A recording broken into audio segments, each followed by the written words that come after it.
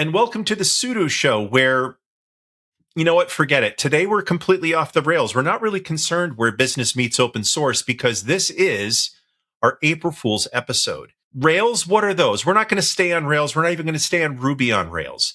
In fact, maybe we'll go to Node.js. Maybe Neal will install things that shouldn't be installed on other things. Oh, God. Maybe I'll just bang my head against the desk for this episode. But either way, the whole idea of our show this month is to just have some fun.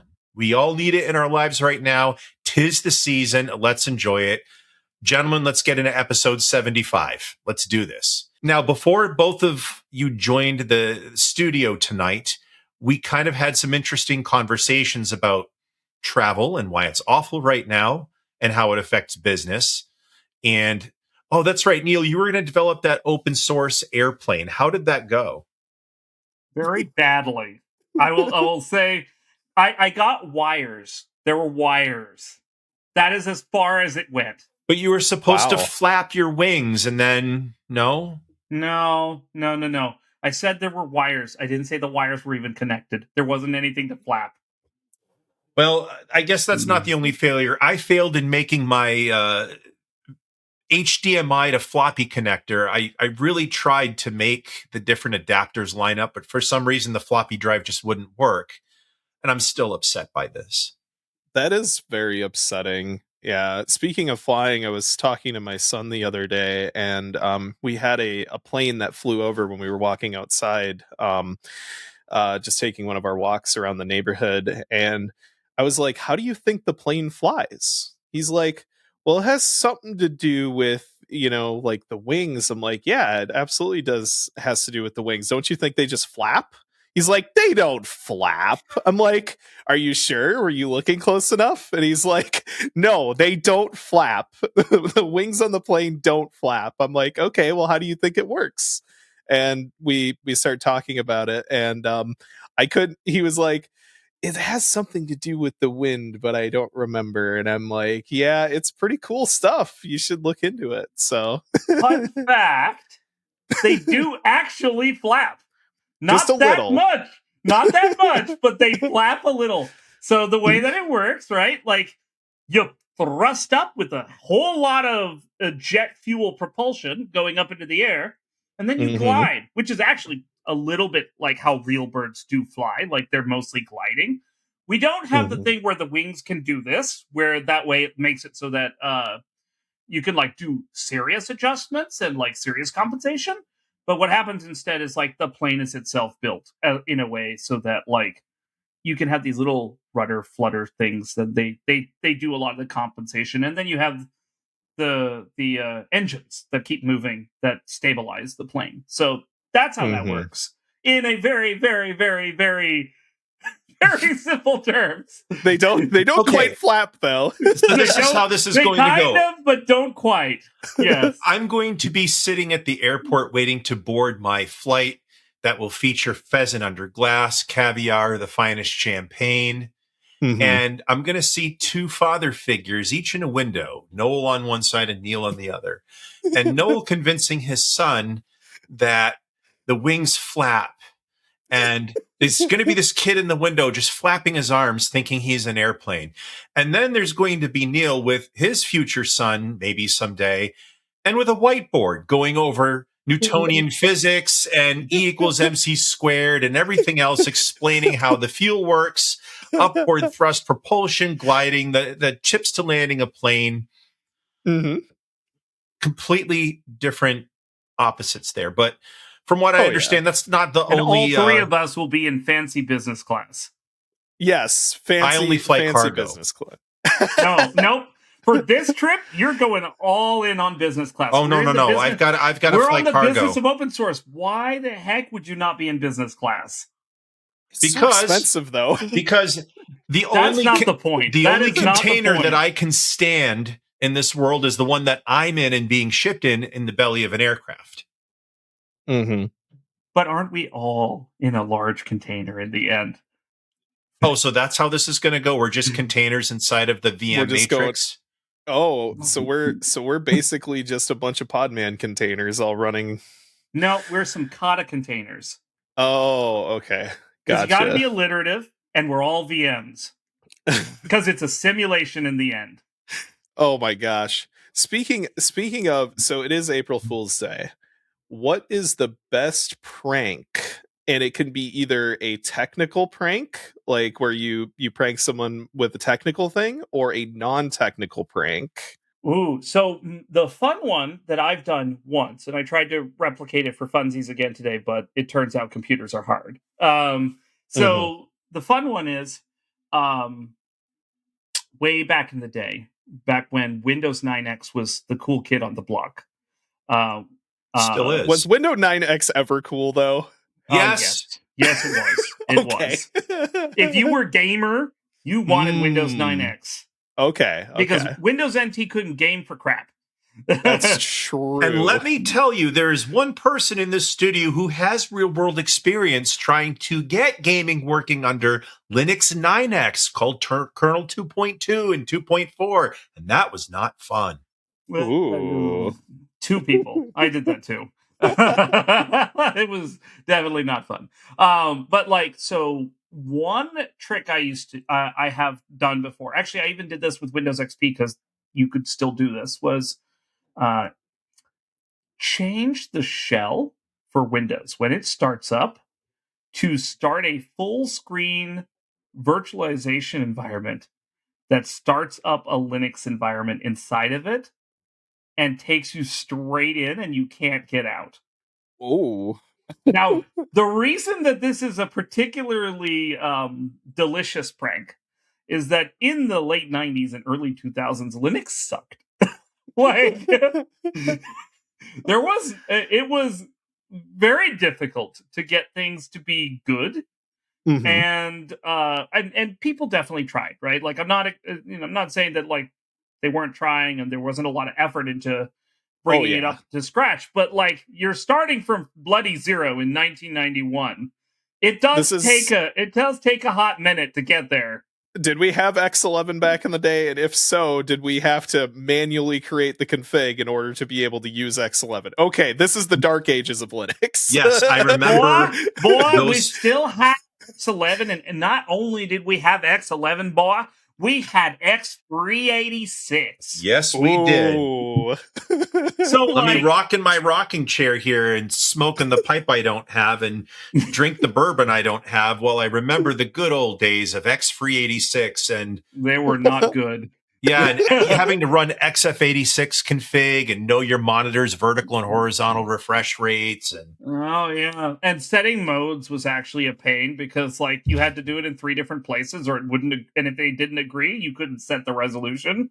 You had to reboot every time you wanted to set the resolution because, XRander didn't come into existence until 2008.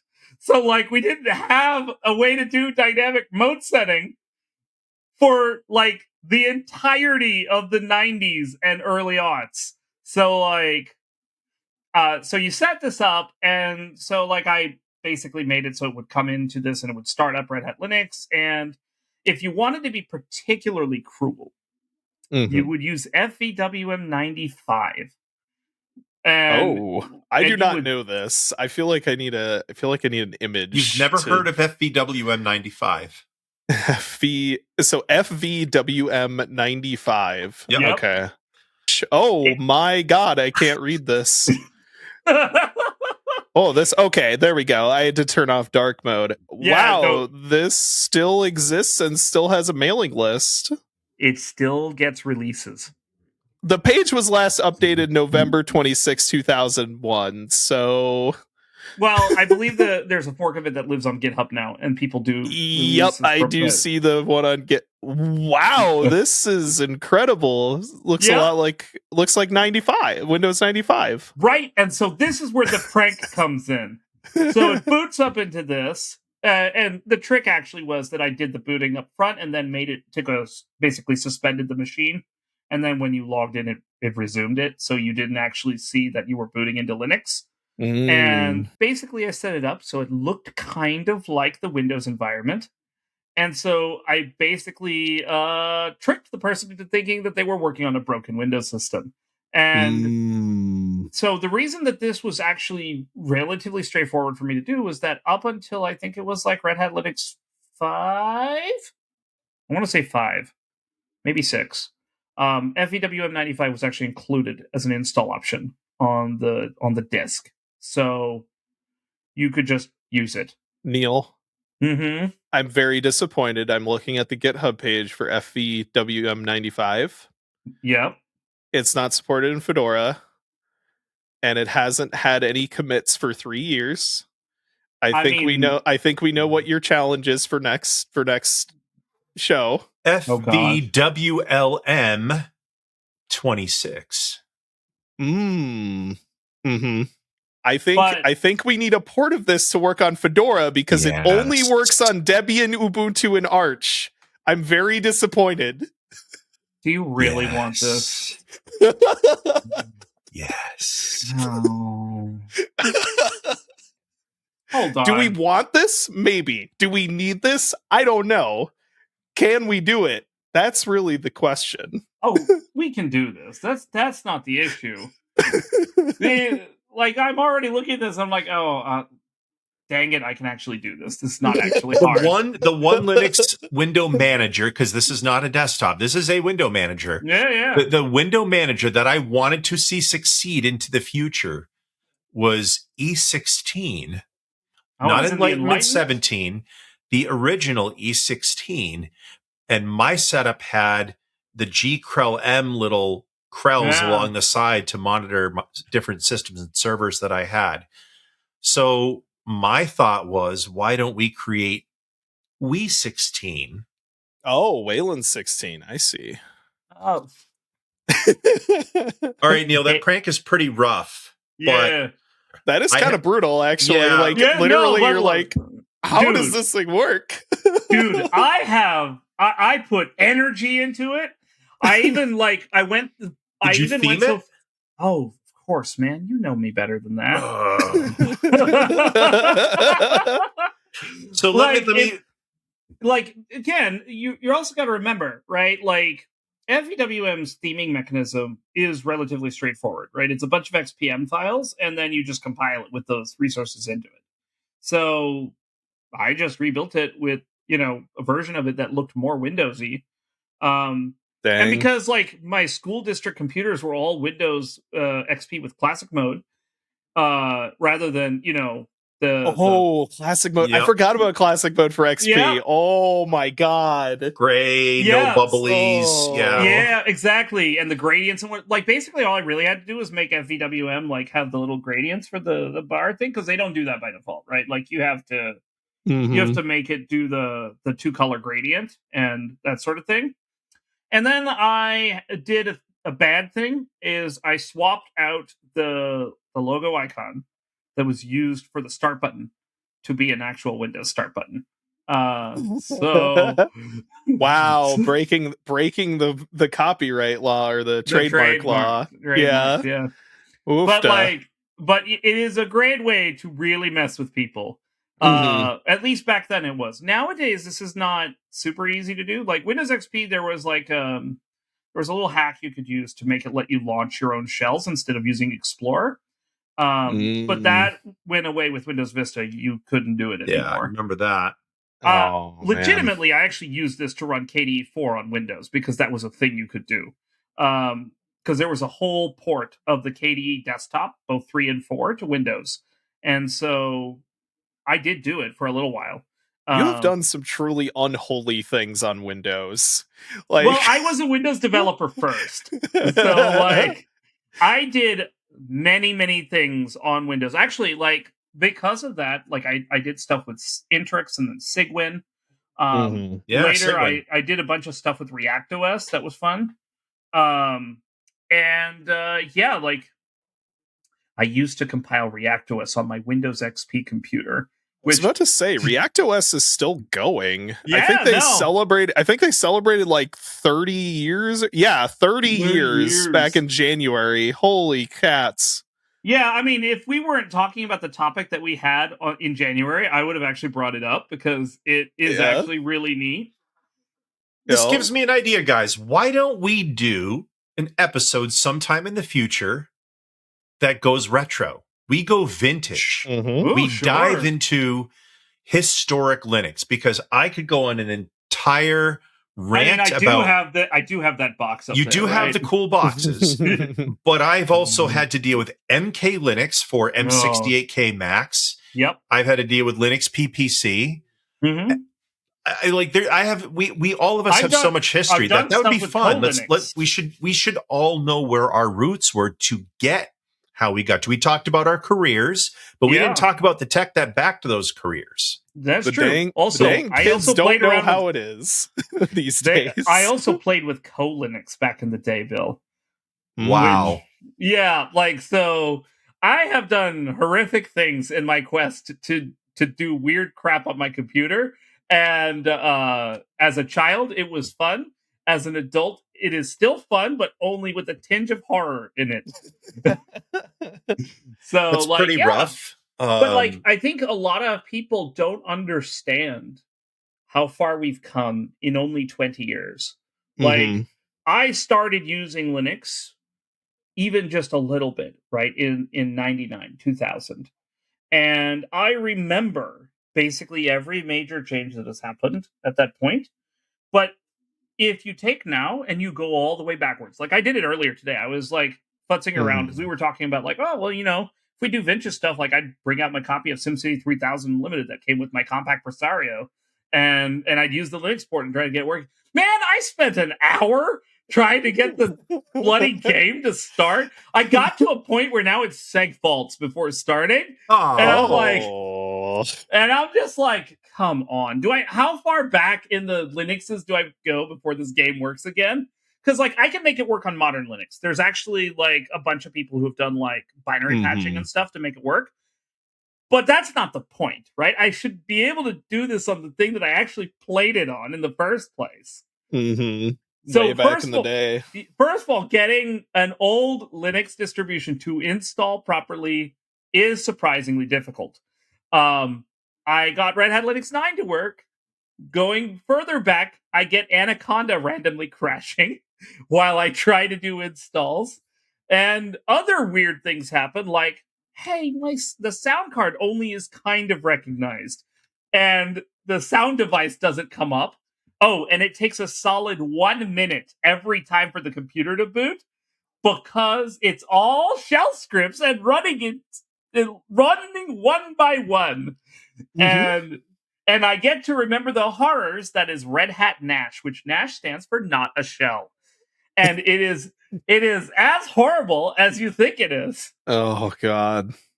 Bill, what do you got for us as far as a prank, either technical or non-technical prank? I got a couple. Mine are more subtle and yet also more deviant. So at a management level, I have been known to swap out all the K cups for decaf. Oh my God. Wow, that's awful. I mean, I'm not a coffee drinker, but I know what that means. Like, I just must have looked at the boxes wrong when I loaded up the tray, and with the glasses being all. You talk about how mine was bad. Like, I think yours is actually worse. I mean, actually like cripples the productivity of a managed services company. Like, there are so many people that rely on the coffee in the office in order to be able to get their job done. I don't, unfortunately. But you crippled coffee logistics. Yeah, like I don't know. Maybe the lenses were switched, or I don't know. It was. Oh my God. People were kind of upset and cranky, and maybe it was just the weather. Again, I don't know. Things happen. Oh my God. The second ones that I have are more technically driven. For instance, I have a rule at my office: don't leave your computer unlocked because strange things may happen to your social media, your Steam, your Amazon, or anything highly algorithmic. However, if it's a Linux machine that is left unlocked, I might, in my attempt to learn how BashRC works, put logout as the first thing that happens when you log in. Wow. That is devious. In testing sound cards and also learning cron, I figured out that the PC speaker has its own device, DSP, and Oh no. maybe learning how to do some bash programming with Fibonacci sequences or other numeric stuff, setting off random output to go out said sound device at a random interval of any day or night. I mean, that was just how I learned how to do basic scripting. I found it very terrible. useful. Bill, that's horrible. That's really devious. Fibonacciing the PC speaker? Man, my ears would bleed. Especially when it's cat devu random. Oh, no. That's almost as bad as the AI bot that thinks it could make music. Oh. Yep. And the last golden nugget is not very applicable today, but it was a lot of fun back in our retro days because when I was doing LAN partying, we didn't have switches, we didn't have routers, we didn't even have hubs. We had 10 base 2 networking. And for those of you that don't know what that is, I shall explain briefly. In yonder days, network cards, especially ISA ones, had a coax connector on the back. Oh, man, I remember reading this back in my A+ exam back in like the early 2000s.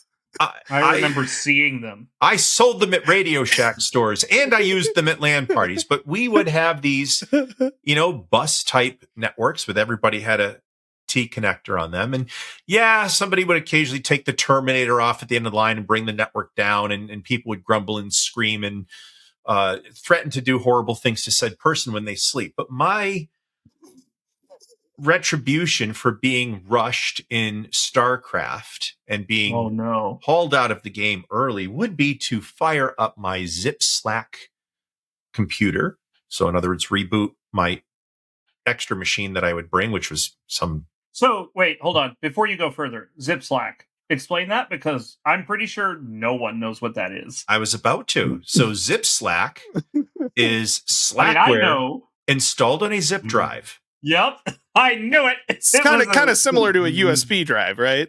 Well, it's a predecessor to modern. It is like this, stuff. But cooler. Okay, but way cooler. Honestly, yeah, actually, kind of like because it had the blinking lights that were way cooler. But that's not the fun part. No, that is the fun part. Every zip disk, if you screwed with the I/O just right, you could make it like blink in like some kind of crazy pattern that made someone think that something crazy was happening to the computer. Oh, okay. So I started with more of a present joke. So now past joke is log into said ZipSlack machine and ping flood the person that was hosting the StarCraft game with 65 meg packets. And when you're in a 10 meg network... 5 megabyte packets? What the heck, man?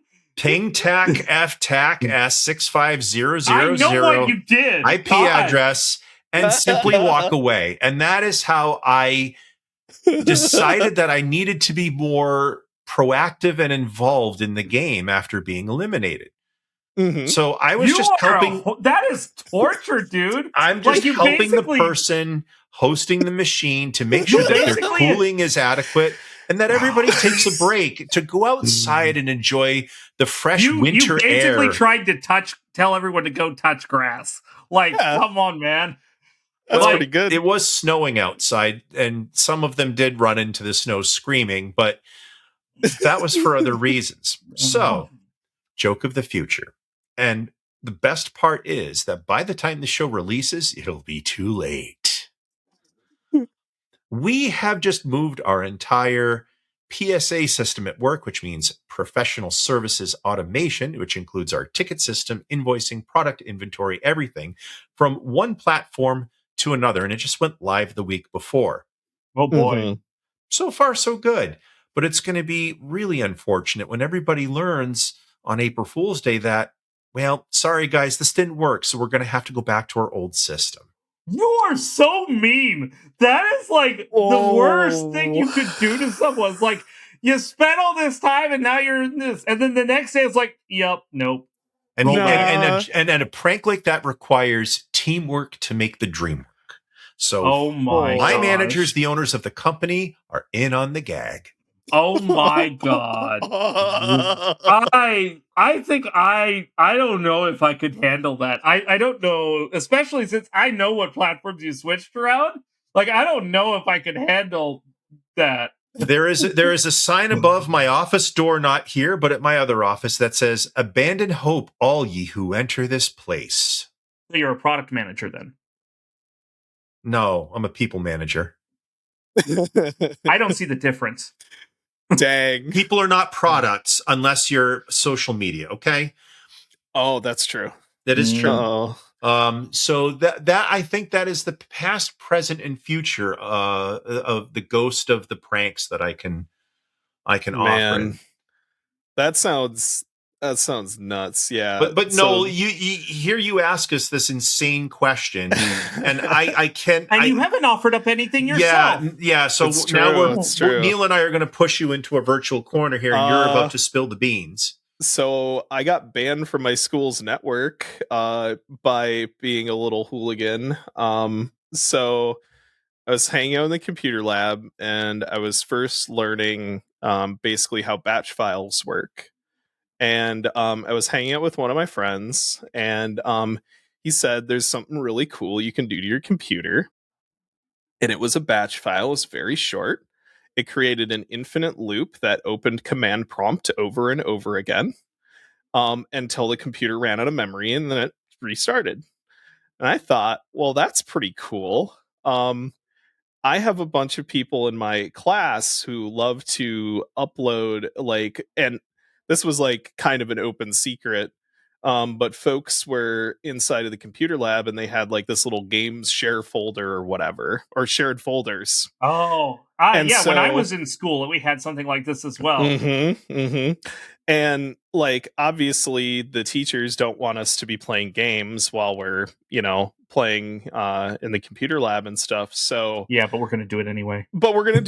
Of course, and we're going to find ways to do it. We're going to use VPNs back home to be able to, use our own computer if we're going to do that, or we were literally school IT administrators' worst nightmares, like so amateurs. Yeah, but you had broadband to work with, man. When Bill and I were doing this, that wasn't a thing. Yeah, I learned about Hamachi, and that worked pretty cool. That was pretty good. And there was a bunch of like very amateur, like script kiddie sort of things. But I thought what would be kind of funny is, well, we're supposed to be not playing games on our computers. So I created a batch file and I called it PACMAN.BAT, and I put it in the games folder very stealthily. And then I spread it around the classroom. I like it. I was basically like, guys, I found a version of Pac-Man. You should try running it. And each of the computers, the funny thing is that like the computers weren't muted. So each time someone got by this, it would go ding.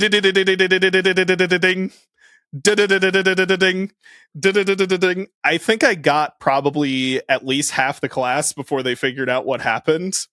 Some people were upset because they did not save their documents before they were done. So some folks in the class learned a very harsh lesson about saving your stuff before opening weird files on a network share that you don't understand. I found it funny, and my friend also found it funny because somehow I am surprised that the school did not just ban you from computers for that. So they banned me. They very quickly figured out that I was the one that uploaded it. They figured out that my friend was also involved too, and so we got banned from the computer labs. So I was okay, so that did actually happen. So that actually happened. So I was like, okay, well, as a workaround, I'm just gonna go ahead and bring my laptop to school and just start using that, because I was very fortunate that I had a laptop that I could bring and connect to the network. And I started using that to do my schoolwork. And obviously, like, play games and stuff sometimes too, and everything. I would even take notes with it and everything. And this was a machine that started out with Windows Vista and then very quickly got 7 because Vista was awful.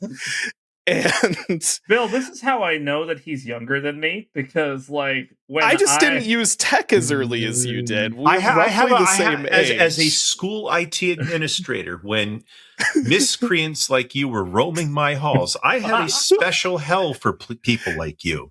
So here's the special hell, and I will give you it. So the IT admin figured out that I had started bringing my own laptop to school in order to be able to do my schoolwork, and he MAC address banned me from the network. Yep, that's where I figured it was not going. allowed. I was not allowed to use the school network at all. And I figured this out, and I was like, that sucks. What? And so I went to the IT manager's office, and I said, hey, so I noticed I was not able to connect to the network anymore. And he's like, do you know what you did? I said, I remember why I'm banned from the school computer lab. I don't see why I'm banned from the network. I haven't done anything naughty recently. And he's like, are you not gonna do stuff like that anymore if I grant you access back to the network? And I said, well, yeah, it was a one-time thing. I thought it was kind of funny. I think people learned a valuable lesson to save their files before they open a weird program on their PC. Nobody learns that lesson ever. I know, and that's the thing. And he's like, you do bring up a good point. What? You convinced him? Just be nice. Don't abuse the network.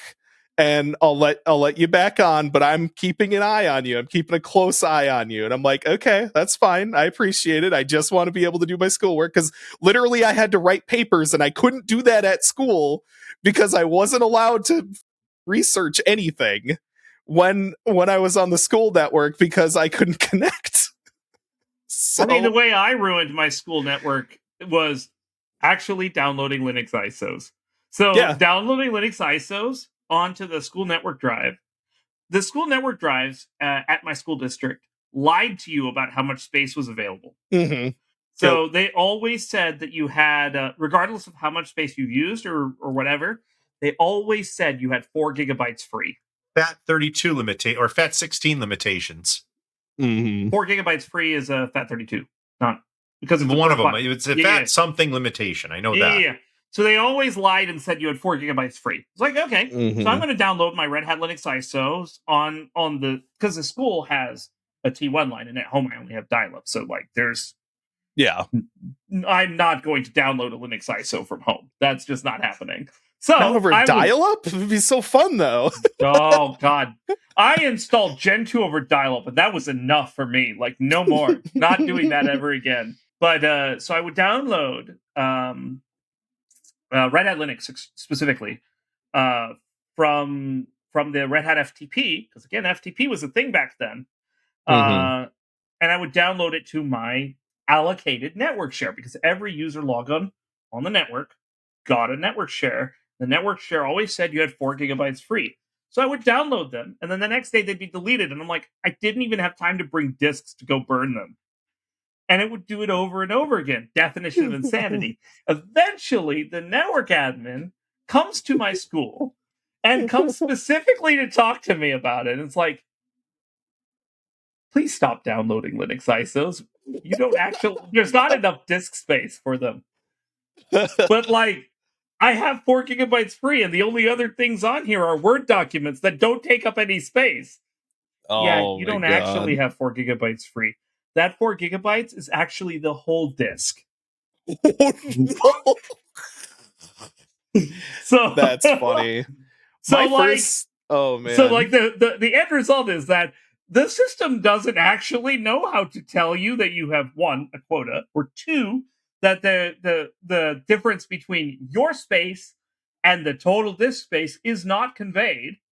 Because we had just switched from NetWare to Windows Server. Yep. And so we lost all the quota stuff because that wasn't available yet. So what my school district was part of a pilot that Microsoft was funding to convince schools to move away from Novell to Windows.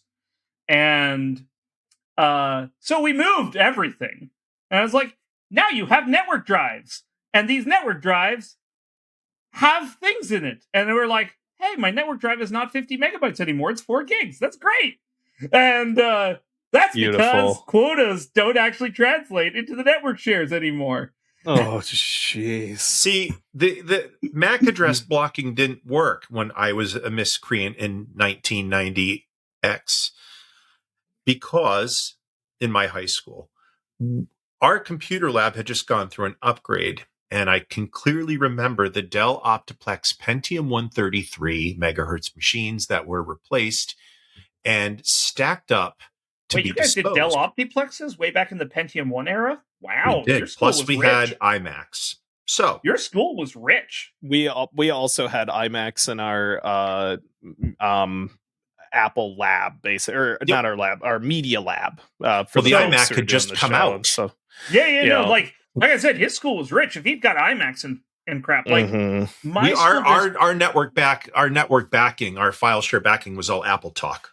Okay, so you had AFP and all that stuff all over it. So that what means you had I AFP decided to Windows. do with all those Optiplexes was strip them for parts and then take all the chassis, and there were probably a couple hundred of them, and literally build myself my own office in the computer lab.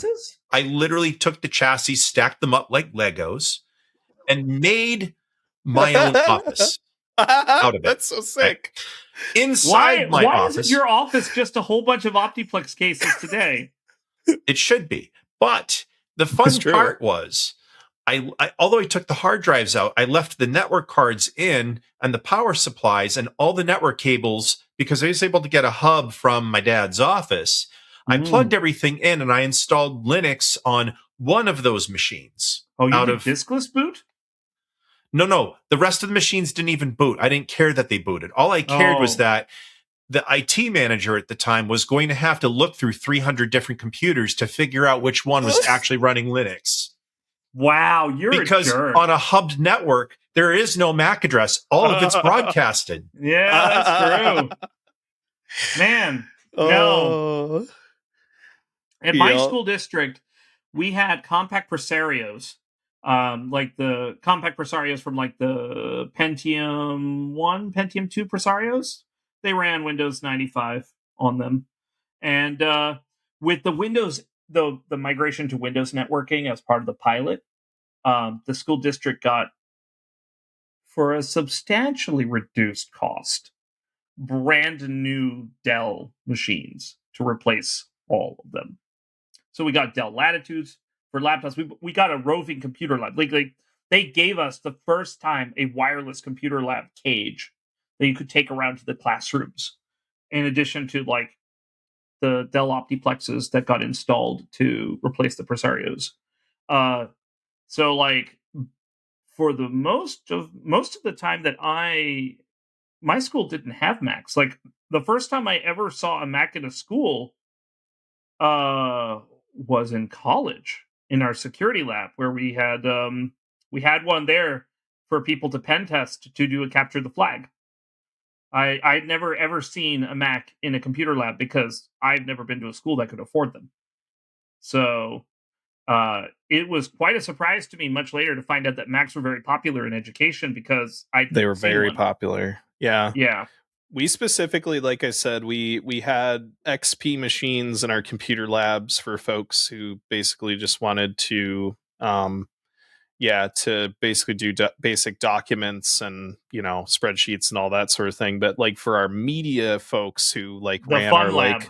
our news show and everything like that at our school and stuff, they all did their video editing and stuff like that on the nice Mac computers. So, and then I remember in elementary school, I think we had some Apple machine. We had a mix, which was surprising to me, but we had like a mix of Apple machines and, Windows PCs when I was growing up. So yeah, my first home computer was a compact Windows 98 machine, Pentium 4, I think, if I recall correctly. So it was a pretty nice machine.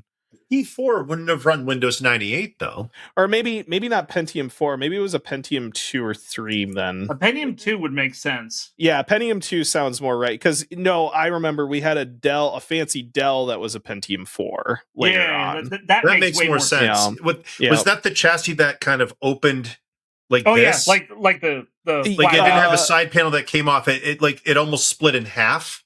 No, it didn't split in half. It was just like the front like had like a little thing that you could push that would basically open up so that you could see all the IO. It came with a floppy drive, which was pretty nice. So yeah, I'd have to look it up. It was I may even still have it somewhere if it's in my storage unit, but I wish I still had my first computer. It was an old Gateway 2000 machine. oh yeah, I remember my grandma had a Gateway 2000 machine at home at her house. I had a cow box. I loved that thing. They were great, weren't they? Like, honestly, the coolest thing I liked about the Gateway computer was you could twist the front. Like you could pull the front out and then twist it, and it could become a pizza box configuration or a tower configuration without that much fuss. It was fantastic. I actually I had it most of the time in a tower configuration, but I originally got it in a pizza box configuration because it used to be my dad's office computer, and then he bought it from the university for like $80. Yeah, I obviously folks can't see on the podcast, but that is this looks a lot like the one that I had, which like the case definitely looks the same from what I had, but yeah, it was a nice machine. Sold those. I remember selling those at my Radio Shack store when I was younger. Mm-hmm. That's out of control. Yeah. I remember the power button being down towards the bottom of it, and that probably is the machine that I have somewhere floating around. Oh yeah, I recognize the IO on the back of it too, so it's very, very similar, if not the exact same one, because it had the old mouse and keyboard. What are they? The PS2 ports? That's not that old. If you were dealing with AT keyboards and serial mice, and actually, this is not a prank. This is real. On a call today, at the day of this recording, we were on the phone with a customer who needed a recommendation to replace their serial mouse. Granted, this is on a specialized manufacturing CNC machine. Well, but a serial mouse is in an RS-232, like RS-232 9-pin, 5 up and 4 down. 3-button mouse or 2-button? 3-button. Button is not a scroll wheel. It's a real button, right? Like yes, it's not a real wheel. Button. Oh my gosh, man! So that means it's not even a Microsoft mouse. It's like an actual like other rando mouse. Kensington, ergonomics be damned. Oh gosh, I hated those things. But while you were talking about Gentoo, Neal, I had just remembered another great prank that I've done to a Gentoo user who is now a friend of mine who, by the way, uses Arch and will remain nameless. Chris. Will remain something, that's for sure. I remember logging into one of his machines, and my dear friend Chris is a Plasma supporter, loves using Plasma, and I just remember I was trying to help his Gentoo machine run faster. And sometimes I get my plus and minus mixed up on the keyboard. And in his use flags file, I think I accidentally put plus GTK and minus QT and then saved the flag somehow. I think it was, Shift : X enter to save the file. And then just to test it, I did emerge-AUVDN world. And then I realized I had to go home. You were a bad person. You were all was fine until I was about an hour outside of his house. And then I felt in my truck the ground vibrate on the highway. And that was the sound of him screaming from 75 miles away that I had just rebuilt his entire setup with the wrong. Well, it wasn't wrong at the time. I think it was, again, the plus and minus keys are close to each other. You can't really blame me for that. That's bad keyboard design. They are very close to each other. That's a good point. Oh my gosh. I hate you. This is terrible. He got me back. I bet you he did. History pipe bash. Oh. Oh no. In my BashRC file. Oh my gosh. That is definitely a power move right there. Yep. That's very funny. That was I called him and I said, "Good job. That was well played." I will preface this by saying that most of said pranks involve consumption of whatever bottles of various alcohols we found in the house at that time. So I never recommend playing drunken admin. These were not ciders. This was far more powerful and potent. Oh my gosh. Which is why I think the plus and minus keys were so close together. But again, it could have just been dark and, things happen. But what were you drinking Pop's Blue Ribbon? Were you drinking, I think it's better not said. It was a Ukrainian vodka made with honey and hot peppers. That was one night. That sounds awful. Oh no. How the heck are you alive? I ask myself in the mirror every morning. I look in the mirror and I say, "Not again." Really? How did you manage this? How did we do this? Oh man. So at one point we talked about OpenStack, and OpenStack 20 years-ish ago was very hard to get going, and maybe it wasn't 20 years ago, 10 years ago. And okay, there we go. Like 20 years ago, I'm pretty sure not even AWS existed. Yeah, Sir Christopher had acquired a specific server. It was one of these 4 nodes and 2 U's, Dell C6100. And we thought, let's put OpenStack on it. And things kind of worked until I may have changed the root password to the cluster and forgot what it was. You are a bad person. You know that? Like, this is like actually, like, genuinely freaking terrible. That's like the worst nightmare for an admin. Is like, things are broke.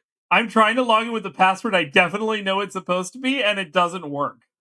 Well, once we rebooted it into single user mode, he figured out that the device names had changed. Oh. I mean, look, sometimes when, /dev/SDA/BCD, like the C and the D are really close together. And sometimes, when you've had a real fun evening, the keys kind of move on the keyboard. Like you're trying to, it's like a moving target. And I think the C and D got mixed up. I don't think Neal is ever going to let us in his house ever. This has already been a long-standing rule. Bill doesn't get to come to my house. I know where he lives because I've picked him up before at his house. But you still don't get to go into my house. I will find a way. Don't touch any computers. Don't play Magic with Bill, and don't let him touch any of your computers, specifically if they're unlocked. Fortunately, my computer is all auto-locked, but yes, that's definitely a good rule regardless. I don't play Magic, and I don't play Magic anyway. I play Yu-Gi-Oh! Instead. So the other pranks that are unmentioned here are not safe for public mentioning or consumption, so they will just remain between the 3 of us. And your mystery and your imaginations, but I like what I've heard. And actually, if I had to rank the pranks from best to worst, I would, or let's say on a grade of potency, of best and worst. Oh, potency. I would say potency. The most potent prank I would actually say is Neal's. Oh, yeah. That's because potent. That is just enough to really unhinge someone's brain at the time that it was done. Oh, yeah. It's true. Well, yeah, because you're making it seem like their computer is broken. No, I'm making it seem like their computer is weird. Yeah, or just weird and, not incoherent. Just quite under the threshold of, something is really off with this. Now, Neal, I would offer to you my coffee prank to match your desktop prank. So here's the scenario. It's a pretty good equivalent. Yeah, no. I'm not saying equivalent. This is when tag teaming matters. Oh, Let's work you together, not apart. So Okay. Noel is a sysadmin, and Noel is going to work in the office of his favorite MSP. And Noel I don't know if he decides has one of those. he's going to go to said coffee machine filled with luxurious caffeinated beverages, make himself his usual brew, sit down at his desk to log in. And as Noel logs in, he realizes something's not quite right with this layout. That's all right. I'm probably just a little too tired to figure it out. Let me drink some of my coffee. Noel coffee keeps does drinking not coffee throughout the day. And not only is Noel feeling not quite so awake, his computer's a little off. Noel is now not just angry, he's questioning reality itself. That would be a very challenging. I would be questioning reality because I don't drink coffee. So this would be a very strange universe indeed if I were to walk up to the coffee machine. You would be so strung out you need coffee. That's true. That's true. Because like I don't drink coffee normally either, except for when I've had to go and like I've had to pull all-nighters and whatever, and I'm basically wiped out and I have to be Look, alive. I'm just gonna sleep, man. I hate the taste of coffee so bad that there's no universe where you're making me drink it. You know how I drink coffee? I do I do coffee with my hot chocolate. That is how that works. Well, yeah, I mean, the thing that bothers me is that I've had coffee in cake, I've had coffee flavoring in drinks, I've had coffee flavoring in cookies. And every time it ruins the flavor of whatever it touches. It just adds this bitterness to it where I'm just I hate bitter. Have you done this? I hate bitter. Okay, so but you can actually get roasted coffee that is not bitter. There are ways to do it because it's brew. Not, yeah, exactly. Cold brews. Like I got introduced to it when I started working at the technology company that I was at several years ago. Like we had a cold brew machine in the building because the CEO was like into it. It's also why we had liquid nitrogen and had liquid nitrogen based ice cream because he really wanted it for Lord knows what reason. Okay, cool. But like, I got introduced to both at the same time. Man, that's wild. My first managed services company that I ever worked at, when we talked about, I may have told this story in or maybe I didn't. I don't remember if I did or not. Tell this story, but when I first got hired at the managed services company that I first worked at, first job in my IT career, one of the things that the owner of the company told me to do, he had a very fancy coffee setup, like fanciest I've ever seen in my life, like just a really expensive machine. They like got their own beans, like special ordered them and actually sold it along with, like, because he loved his coffee so much that he would literally just give a bag of beans to customers essentially that he would meet, and it was the special brew that he had. And one of the first few weeks or days, I think, that I was at the company, he came up and asked me, he said, "Noel, no one started any coffee yet. Can you go make it?" And I said, I've never done this. Like, I've never made coffee. He's like, "Oh, it's not that complicated. You'll figure out the machine, I'm sure."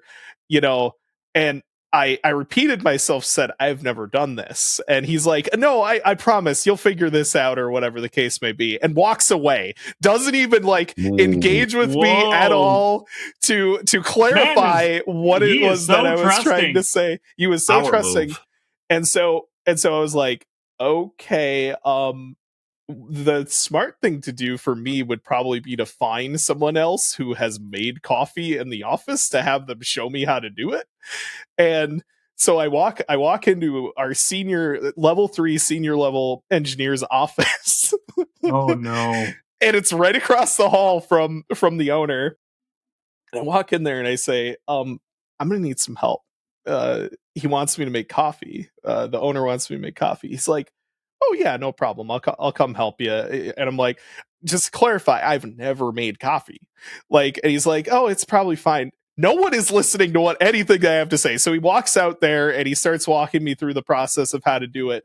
And owner storms out of his office, sees that this happened. He's like, "You don't know how to make coffee?" I'm like, I don't drink coffee. I've never made it. I've had never any reason to make coffee. Like, I don't know what you want from me, but I don't know how to make it. And he's like, oh, I understand.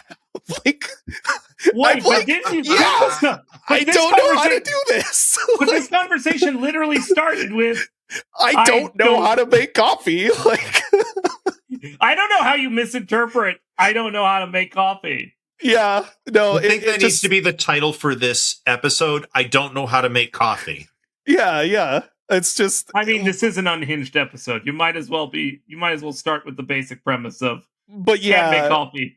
Like, I just literally, it was one of those things where when the light bulb came on, he was like, "Oh." I'm like, "You're serious? I've never drank coffee. I don't know how to make it. Like, like, I don't know what you want from me." All right, so I'm going to tell you a place to avoid when you come and visit New England sometime. And that is a place called, I don't remember the name of it. It's Uncommon something. And it's, how can you tell him to not avoid to avoid something you can't even remember what it is? That's the point. That is not the point. This is tonight's prank, you buffoon. I don't care. This is worthless, dude. It's not worthless. Anyway, once you avoid said unnamed truck stop on said unnamed highway in New Hampshire, what you want to avoid is anything to do with their iced coffee, because their iced coffee consists of coffee with ice cubes made of concentrated espresso.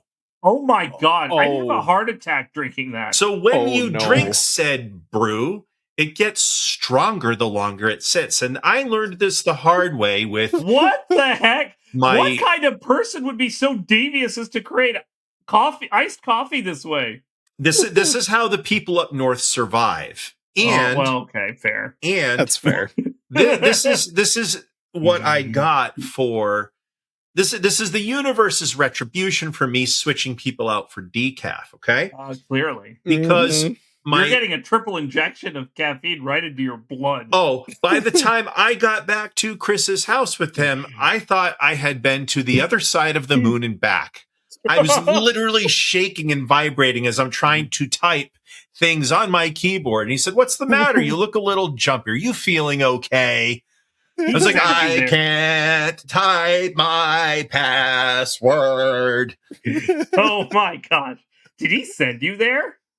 He went with me. He said, we had a very long alcohol-fueled night while trying to get the OpenStack cluster working. Let's go get coffee after that? Yes. Yeah.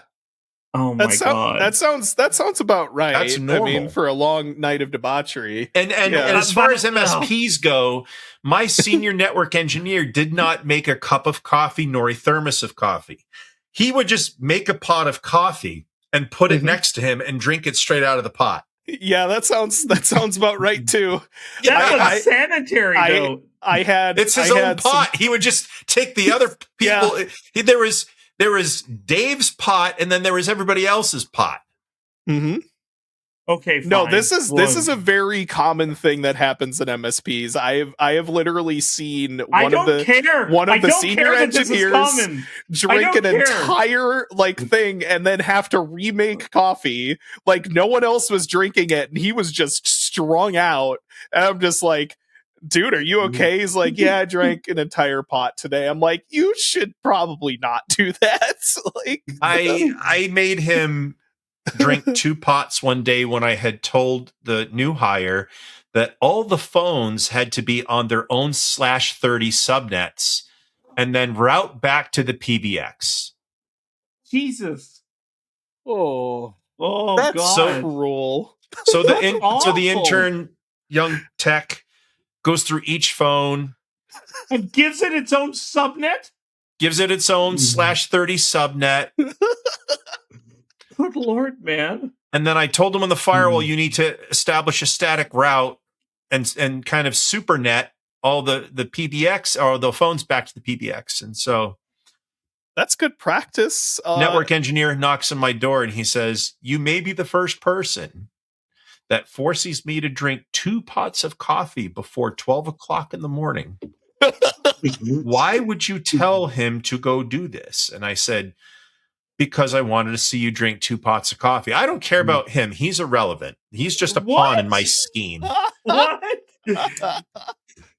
I think, Bill, you have more bones of maliciousness in your body than any of both of us combined. I'm harmless.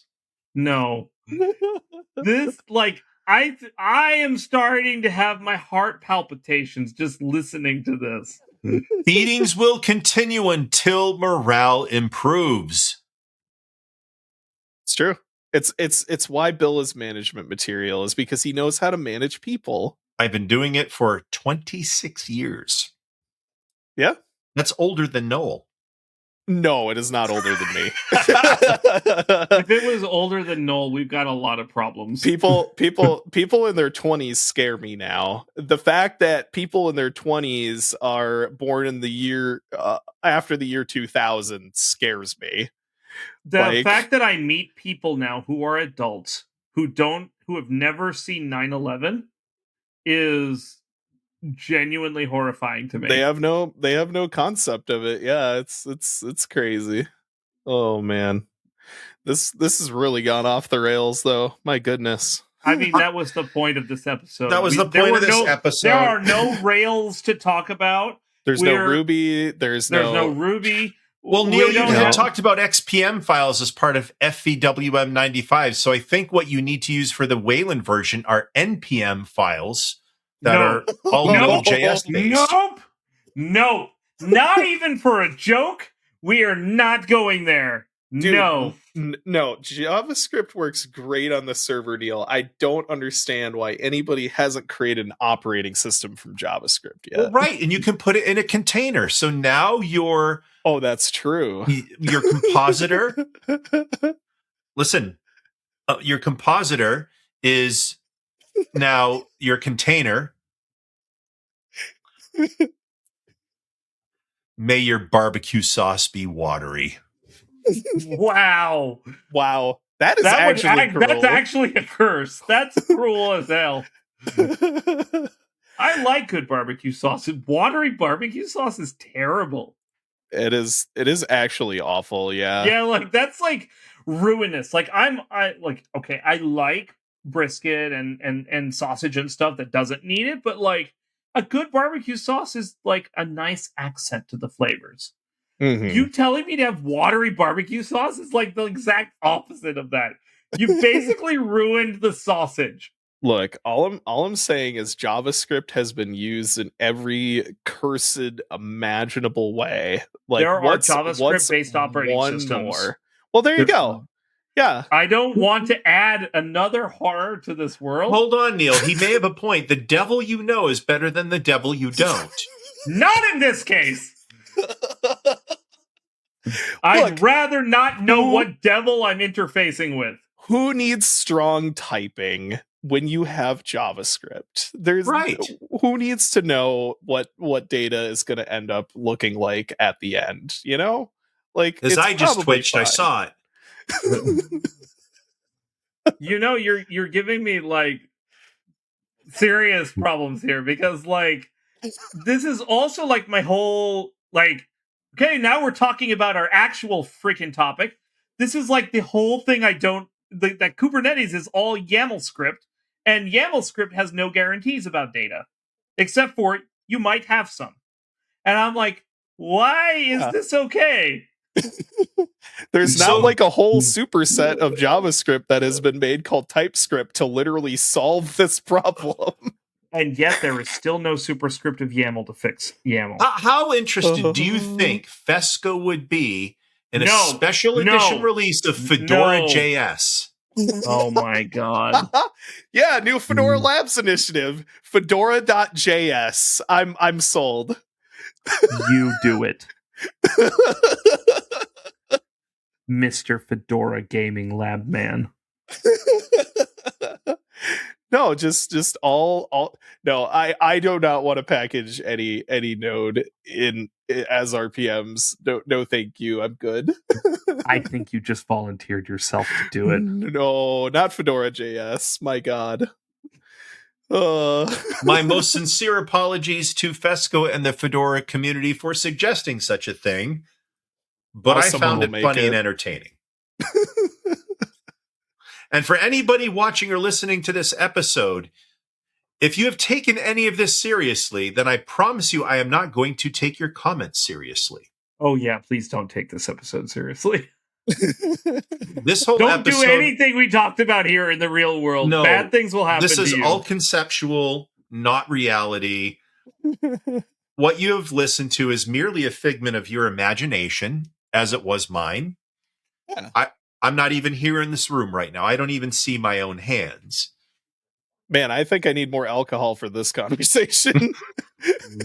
I think I might need alcohol for this conversation. I haven't had any yet, but it sure feels trippy. This was a lot of fun. I think we all needed this. Technology's crazy right now. Oh, yeah. Things just move too fast, and sometimes you got to step away from the desk and hang out with a couple of friends, shoot the breeze, talk about some of the funnier things you've done on April Fool's Day. And then go jump into a ball pit. Mm-hmm. Oh, I love that idea. No, I mean, like, there's a ball pit like near where I live because, the guy that used to be the CEO of the company that I worked at for the longest time, like, that was the first thing he did when he got his new building for his new business was fill it and have a ball pit installed. So he has like a giant ball pit. Is it called Ball.js? No. So he does have a few other fun domains of his own, which I will not say in here because they're not fit for human consumption, but they exist. But like he has a huge ball pit. I'm like, yep, that's what I would do. I'd just jump right in the ball pit and let myself sink into it. Yeah. Dude, ball pits are cool. Like ball pits are amazing. Yeah. They need to have like cool like theme parks, like Yeah.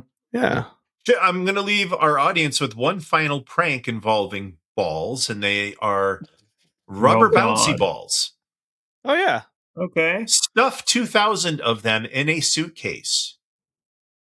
Show up at a friend's house. Flip said suitcase upside down, unzip it when they're not looking, and tell them you just need a place to crash for the night.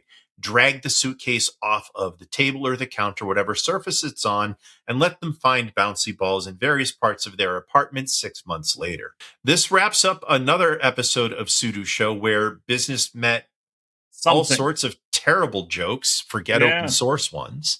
Mm-hmm. Thank you for watching. Thank you for listening. Please like and subscribe. Get your notifications. I'm Bill. Joining me tonight were Neal and Noel, as always. Thank you guys for hanging out once again.